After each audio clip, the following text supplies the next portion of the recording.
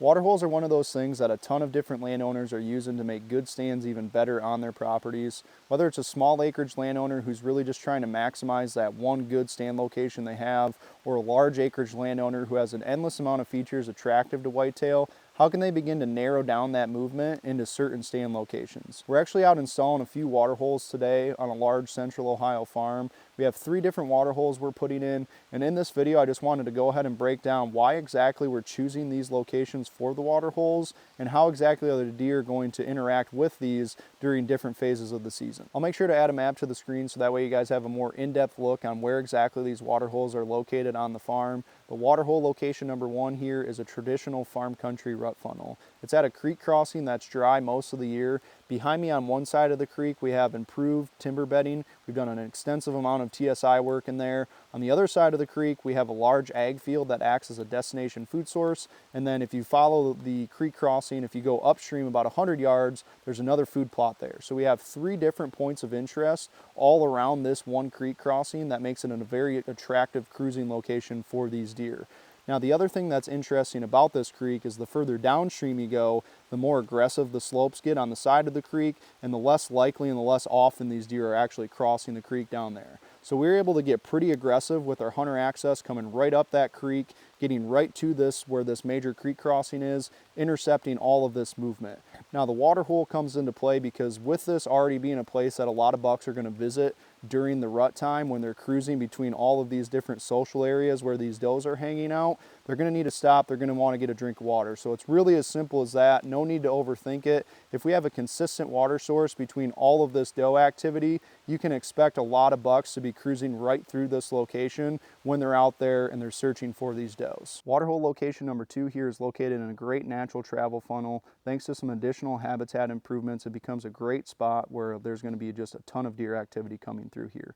So starting with both the terrain and the vegetation, looking behind me in the water hole, everything starts to slope down and falls down into another creek system. So like in water hole number 1, where we focus on one of these creeks and catching that crossing activity, in water hole 2, we're working on catching that parallel traffic that's up on the top of the slope next to the creek. The first time I scouted this property, I noticed that there is a lot of activity running parallel to these creeks, some big historical runways. So I wanted to try to find a location where we could really maximize on that movement. And why this spot stuck out so much is that because on the other side of this, it's actually the inside corner of a hay field. So we only have about 75 yards of flat timber in here that's already going to narrow down that deer movement. And now by putting this water hole close to that historical runway, by doing some additional timber work where we're just trying to drop some trees a little bit away from the stand location, perpendicular to this path of travel, it's really going to help funnel these deer down near this water hole location. In addition to that, a little bit to my left here, we went out and we did some TSI work, so there's good bedding there. We have our water hole here, and then if you continue on over to my right, there's a small staging area food plot that leads these deer right to a big, large destination ag field for that food source for the evening. So not only the traditional water hole hunter, you're going to be able to come out here during the rut and catch these deer as they're cruising, but this is also going to be a stopping point for these deer on that bed to food travel. And if we have a dry year, a dry start to the season like we did here in Ohio in 2024, these types of stand locations can be phenomenal places to fill a tag on a buck that's patternable in the early season as he goes through that bedding area to the staging area food plot and then to that destination food source.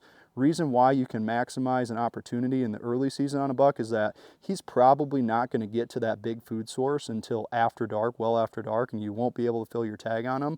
But if you're 100, 150 yards off of that food source and you're close to where he's going to be staging for that last bit of light, then all you have to do is play that waiting game, wait for the right conditions, and get in there, and you have a really good opportunity to fill a tag in the early season. Our third and final water hole location is set up in this nice transition zone. If you look behind myself, Rosie, in the water hole, there's this dense area of vegetation that makes up very good bedding habitat. Beyond that, there's a big destination food source, an ag field, as well as some food plots. Now this area behind me that's bedding, in addition to that natural cover that's there, we've done some additional TSI work, and we've created this big looping stretch of bedding habitat really close to this food source that's big and relatively unpressured. Now, anytime you get that unpressured type of food source close to a big bedding area like this, typically it's going to be populated by different doe groups. And with how many deer are on a farm like this, we created a lot of bedding so that way we can house a lot of different does very close to the food source, leaving this transition area I'm standing in a perfect place for bucks to cruise along the edge of all of that doe bedding. Now, on the other side of this transition zone is more open hardwoods. There's a lot of oaks and different types of species that are populating that area, but this transition zone is a very good spot to catch these cruising bucks. I've always looked at these transition areas in between something like dense vegetation and open hardwoods as a way that a buck can use a compass going through the woods, because they don't get to use a GPS, they don't have Onyx in their pocket, anything like that to direct them through the woods, but they do have these vegetation lines that allow them to kind of connect the dots around a farm and really get a good sense of what's going on. And I could almost draw up a scenario for how I could picture a tag to be filled around this water hole. It's that whenever that wind is dumping out of that bedding area and it's coming right over the front shoulder of that buck and he's just cruising right along the edge, he's able to efficiently scent check all of these doe bedding areas. And now you picture like that warm day at the end of October or early November, or just the dog days of the rut when these bucks are out here and they're just cruising around like crazy. A water hole set up on a transition zone like this becomes a very good hot spot to catch these bucks while they're cruising, making this another very good rut stand location. That's going to do it for our 3 water hole locations on this farm. I really wanted to give you guys that in-depth look on why exactly I'm choosing the locations I am for these water holes, and I hope I was able to accomplish that. Another thing that I wanted to touch on is that, just like anything else in the whitetail hunting world, water holes are something that are a highly debated topic.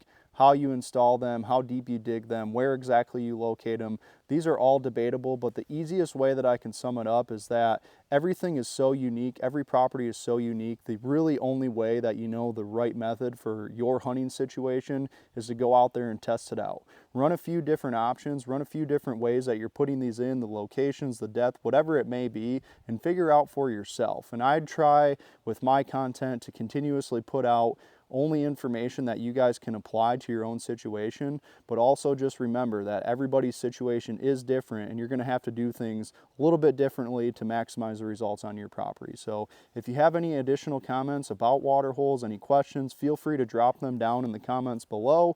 If not, please like and subscribe to this video. I'm going to try to keep rolling out more whitetail content throughout the summer and lead us into a successful fall.